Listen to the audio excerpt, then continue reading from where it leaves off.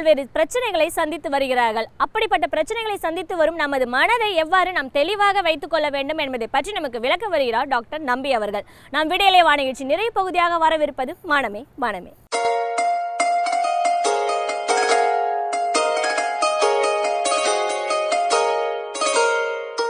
விடியலே வா தொடரில் மனமே மனமே நிகழ்ச்சியில் இன்றைக்கு மனமும் உணவும் என்பது பற்றி பார்க்கலாம்.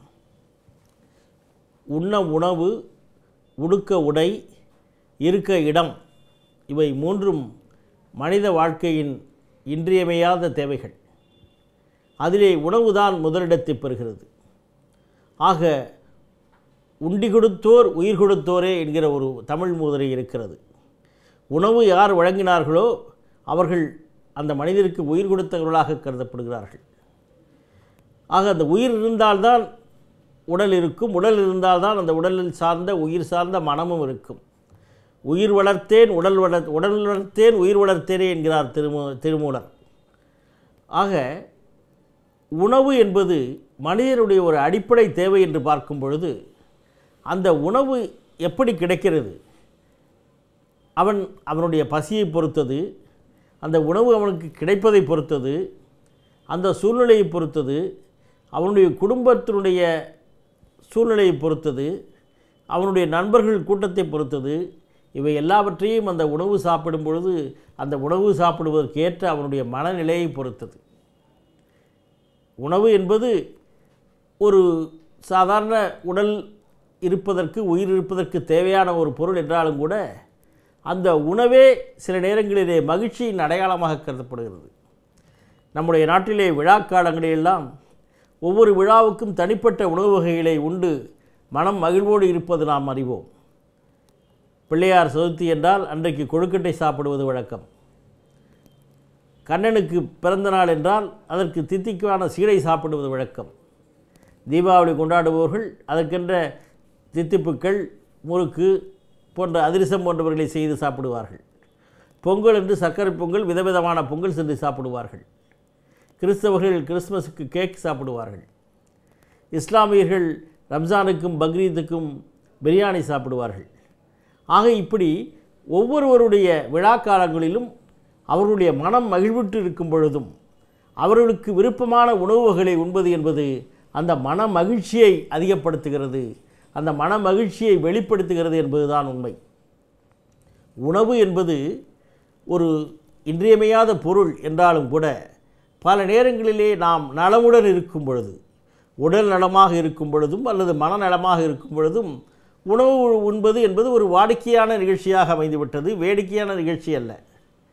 ஆனால் ஒருவன் உடல்நிலை சரியில்லாத பொழுது பல நேரங்களில் அவனுக்கு உணவு உண்ண மனம் இருக்காது, உணவு உண்ண தோன்றாது, உணவு உண்ண முடியாது. அப்படிப்பட்ட சூழ்நிலை ஏற்படும். அதை போலவே மனம் எப்பொழுது பாதிக்கப்படுகிறதோ அல்லது மனம் எப்பொழுது வித்தியாசமாக இருக்கிறதோ அப்பொழுதெல்லாம் அவன் உணவு உண்ணுகின்ற விஷயங்களும் மாறுபடுகிறது. மன வருத்தமோ மனச்சோர்வோ இருக்கிற பொழுது முக்கியமாக ஒரு அந்த அறிகுறிகளிலே ஒன்றாக பசியின்மை, சாப்பிடவே தோன்றவில்லை, எனக்கு உணவை கண்டாலே பிடிக்கவில்லை என்று சொல்கின்ற நிலையை பார்க்கிறோம். ஆக மன வருத்தம் ஒரு மனிதனுடைய உணவை தள்ளி வைக்கிறது, பசி இல்லாமல் போகிறது. அதே நேரத்திலே மனம் ஒரு சந்தோஷமாக இருக்கும் பொழுது, மனம் எழுச்சியுடன் இருக்கும் பொழுது அவன் அதிகப்படியான உணவை உண்கிறான். சில நேரங்களிலே மிக அதிகமான மகிழ்ச்சி அல்லது மன எழுச்சி என்று சொல்லுவோம், ஆங்கிலத்திலே மேனியா என்று சொல்லுவோம். மன எழுச்சியோடு அங்கேயும் இங்கேயும் சுற்றி கொண்டு நான் தான் உலகத்திலே பெரிய ஆள், என்னால் முடியாததில்லை, எனக்கு எல்லாம் சக்தி இருக்கிறது என்று சொல்லிக்கொண்டு திரும்பவர்கள் சாப்பிடாமலே நேரத்தை கழிப்பார்கள். காரணம், அவர்களுக்கு சாப்பிடக்கூட நேரம் இருக்காது. அந்த அளவுக்கு அவர்கள் தங்களை மிக வேகமாக சுறுசுறுப்பாக இயங்கிக் கொண்டிருப்பார்கள். ஆக மனம் என்பது உணவு வகையை அல்லது உணவு விஷயங்களை கட்டுப்படுத்துகின்ற ஒரு தன்மையாக அல்லது பாதிக்கின்ற ஒரு தன்மையாக இருப்பது கண்கூடு. அந்த உணவு உண்கின்ற விதங்களிலே பலவிதமான நோய்களும் இருப்பது தெரிய வருகிறது. ஈட்டிங் டிசார்டர்ஸ் என்று சொல்வார்கள்.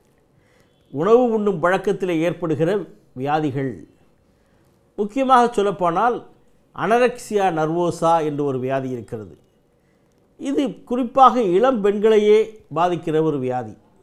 மிக அதிக அளவிலே காணப்படாவிட்டாலும் கூட 100க்கு குறைய அரை அல்லது 1% பேர் இதனால் பாதிக்கப்படுகிறார்கள். பெரும்பாலும் இளம்பெண்கள்.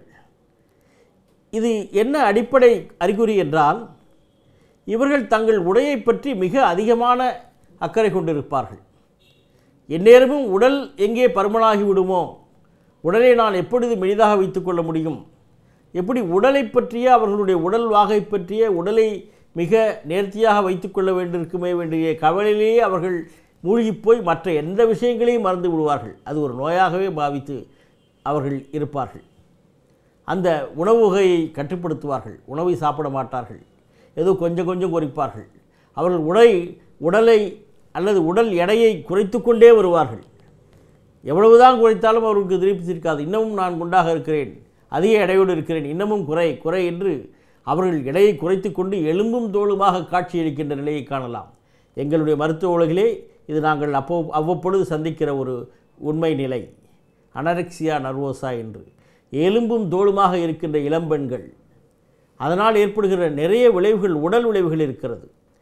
தோலெல்லாம் சுருங்கி போய்விடும், இதய கோளாறுகள் வரும். அவர்களுக்கு வேண்டிய அந்த சரியான ஒரு உணவு வகை இல்லாதனால் அந்த உடல் அழுத்தம், இரத்த அழுத்தம் குறைந்து போய்விடும். அவர்களால் சரிவர செயல்பட முடியாத சக்தி இல்லாத நிலையிலே இருப்பார்கள். இது தவிர அவர்களுடைய மனநலத்தையும் அது பாதிக்கக்கூடும்.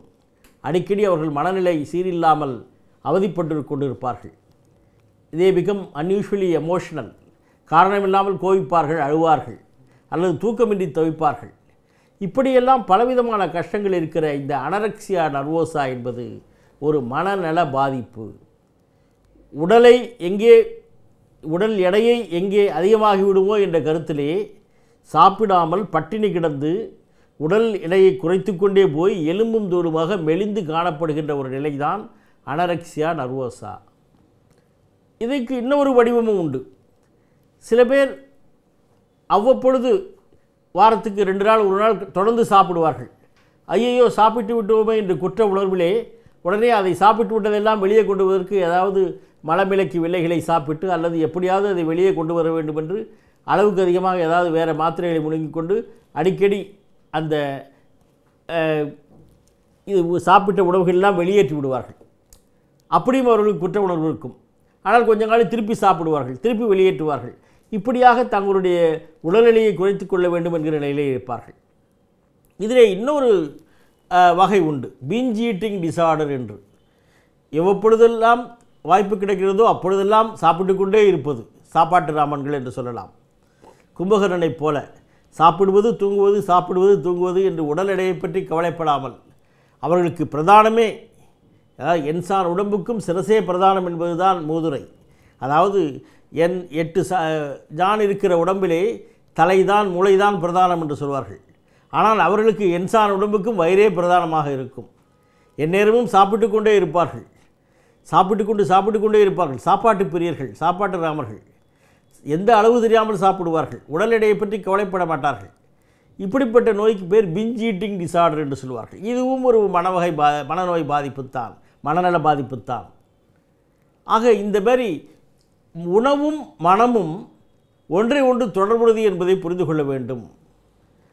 உணவு சாப்பிடுவது ஒரு சாதாரண அத்தியாவசியமான மனித தேவை என்றாலும் கூட அந்த உணவு சாப்பிடுவது மனநிலைக்கு தகுந்த மாதிரி மாறுபடுகிறது என்பதை நாம் புரிந்து கொள்ள வேண்டும். மனம் மகிழ்ச்சியாக இருக்கும் பொழுது விரும்பிய உணவை வேண்டி தேடி சாப்பிடுவது வழக்கம். மனம் வருத்தமுற்று சோர்வுற்று இருக்கும் பொழுது அந்த உணவையே வெறுக்க தோன்றும், அல்லது உடல்நலம் இருந்தாலும் அப்படி தோன்றும். ஆக உணவுக்கும் மனதுக்கும் இடையே இருக்கிற ஒரு தொடர்பை நாம் தெரிந்து கொண்டு சரியான அளவிலே சரியான வகையிலே சாப்பிடுவோமேயானால் உடலும் நன்றாக இருக்கும், மனமும் நன்றாக இருக்கும். மனம் நன்றாக இருந்தால் உணவு வகை சரியாக இருக்கும். உணவே மருந்து, மருந்தே உணவு என்று சொல்வது போல் மருந்து இல்லாமல் உணவு வாழ வேண்டுமானால் உடல்நலமும் மனநலமும் பெற்று சரியான விதத்திலே உணவு சாப்பிட வேண்டும். மனம் நன்றாக இருந்தால் சரியான உணவை சாப்பிடலாம், அல்லது சரியான உணவு சாப்பிட்டால் மனம் நன்றாக இருக்கும் என்பதை புரிந்து கொள்ள வேண்டும்.